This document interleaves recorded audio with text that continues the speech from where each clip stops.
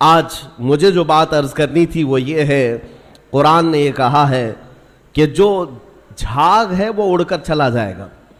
جھاگ سمجھتے ہوں گے، جھاگ سمندر کے اوپر جو کف ہوتا ہے، یا کسی بالٹی میں آپ پانی ڈال کر سرف ڈال کر ہاتھ گھمائیں تو جو کف آتا ہے یہ جھاگ ہے، اور اس کی کوئی ویلیو نہیں ہوتی، ہوا آئی تو اڑ جاتا ہے. قرآن کہتا ہے یہ جھاگ جو ہے یہ اڑ کر چلا جائے گا. وَأَمَّا مَا يَنْفَعُ النَّاسِ، اور جو لوگوں کو نفع دینے والا ہے وہ ہمیشہ زمین میں برقرار رہے گا. اور نبی کریم صلی اللہ علیہ وسلم کی حدیث میں بھی یہ جھاگ کا لفظ ملتا ہے. کس لیے میں عرض کر رہا ہوں آپ کو بتاتا ہوں. یوشک ان تداعى علیکم الامم کما تداعى الاکلۃ الی قصعتها. حضور پاک صلی اللہ علیہ وسلم فرماتے ہیں ایک زمانہ تم پر ایسا آئے گا کہ ساری قومیں تم پر ایسے جھپٹ پڑیں گی جیسے بھوکا برتن پہ جھپٹتا ہے. سارے لوگوں کا ٹارگٹ تم ہی رہو گے. وہ زمانہ آج ہے، ہر ایک کا نشانہ ہم ہی تو بنے ہوئے. آج یہودیوں کا ٹارگٹ بھی ہم ہی ہیں، عیسائیوں کا ٹارگٹ بھی ہم ہی ہیں، چاہے وہ کفار و مشرکین ہو، ہمارے ہاں کے سب کا ٹارگٹ ایک ہی ہے، اسلام اور مسلمان. اور حضور نے فرمایا تھا یہ ایک زمانہ ایسا آئے گا. تو صحابہ نے پوچھا تھا اس وقت، یومئذ نحن من قلۃ یا رسول اللہ، اے اللہ کے رسول کیا اس زمانے میں ہماری تعداد بہت کم ہوگی؟ نبی پاک صلی اللہ علیہ وسلم فرماتے ہیں وَلَكِنَّكُمْ كَثِيرُونَ غُثَاءً كَغُثَاءِ الْبَحْرِ، نہیں تمہاری تعداد تو بہت زیادہ ہوگی لیکن تمہاری حیثیت سمندر کے جھاگ کی طرح ہوگی، سمندر کے جھاگ کی طرح.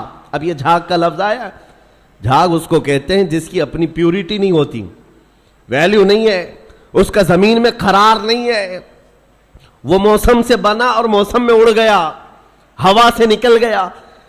اور یہ آج کثیر تعداد کو دیکھ کر کے اندازہ ہو رہا ہے یہ جھاگ ہے. ورنہ پوری دنیا میں آج 100 کروڑ سے زیادہ مسلمانوں کی تعداد، آپ کو اندازہ ہے 1 ارب سے زیادہ کی تعداد مسلمانوں کی ہے. 57 ممالک اسلامی ہیں، اسلامی نام سے جو کنٹریز ہیں وہ 57 ممالک ہیں. اتنی بڑی تعداد، لیکن آج ہمت کیسی ہے غیروں کی، کفار و مشرکین کی، جس طرح سے وہ چاہیں مسلمانوں کے ساتھ آج کھیلتے ہیں. اور اتنی بڑی تعداد کے ہوتے ہوئے کوئی کچھ نہیں کر پاتا. وجہ کیا ہے؟ یہ جھاگ ہے. اس جھاگ کو پیورٹی میں بدلنے کی آج ضرورت ہے، تعداد نہیں. اسی لیے میں ایک جملہ اکثر کہا کرتا ہوں، اسلام میں کوانٹیٹی نہیں کوالٹی دیکھی جاتی ہے. اسی کوالٹی کا نام اخلاص ہے، اسی کوالٹی کا نام پیورٹی ہے. جو اصل چیز ہے وہ ختم ہونے آ گئی. آپ کو اندازہ ہے ایک وہ دور ہے جب رسول کریم صلی اللہ تعالی علیہ وسلم کے ساتھ صرف 1200 صحابہ ہیں، اور آپ کا ایک قاصد، حضور پاک کے ایک سفیر جو تبوک کے مقام پر جا رہے تھے. جو جنگ تبوک لڑی گئی ہے اس کی وجہ میں بتا رہا ہوں. نبی پاک صلی اللہ علیہ وسلم کے ایک سفیر اردن، جو آج کا جارڈن کہلاتا ہے، اس جگہ کی طرف رواں تھے. بیچ راستے میں ایک عیسائی گورنر نے پکڑ کر کے حضور کے اس صحابی کے ساتھ بدتمیزی کی اور ان کو دردناک انداز میں قتل کر دیا، بے دردی کے ساتھ شہید کر دیا. ایک سفیر، ایک صحابی کا قتل ہوا. خبر پہنچی مدینہ طیبہ میں، تو کیا اس کو عام طور پر لے لیا جائے گا؟ نبی پاک صلی اللہ علیہ وسلم کا ایک سفیر قتل ہو گیا، ایک صحابی قتل ہو گئے. نہیں میرے عزیزو، پورے مدینے میں ایسی ہوا پھیلی. دوسری صبح تھی، سارے مدینے کے ہر گھر سے نوجوان، ہر گھر سے سب باہر آئے اور نبی پاک صلی اللہ علیہ وسلم کے سامنے صفیں لگا کر کھڑے ہیں. آقا اجازت عطا فرمائے، آپ کے ترجمان اور آپ کے سفیر کے ساتھ جس نے کیا ہے ہم اس کے پورے ملک کو الٹ کر کے آ سکتے ہیں، اس کی سلطنت کو ختم کر کے آ سکتے ہیں. نبی پاک صلی اللہ تعالی علیہ وسلم نے صحابہ کی صفیں لگائی اور اجازت دیا، خود بھی چل کر کے گئے. آپ تاریخ پڑھ کر کے دیکھنا جنگ تبوک کی وجہ کیا تھی.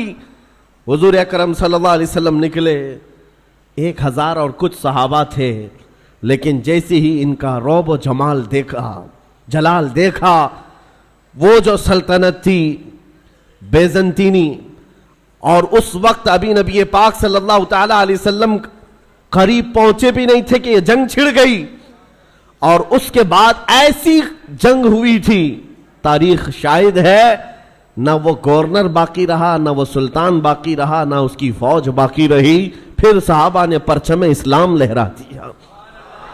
جس نے سلطنت اسلام کے خلاف انگلی بھی اٹھائی ہے، صحابہ کا ایک جم غفیر نکلا تھا، وہ ان کا احساس تھا، وہ ان کی پیوریٹی تھی۔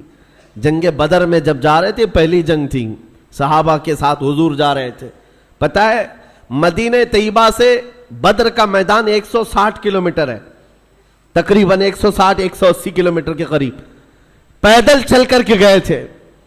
اور وہاں جانے کے بعد جو صحابہ ہیں ان کو حضور پاک نے ایک خطاب کیا تھا رات کو کہ اگر تم میں سے کسی کو مدینہ واپس جانا ہے تو چلے جاؤ۔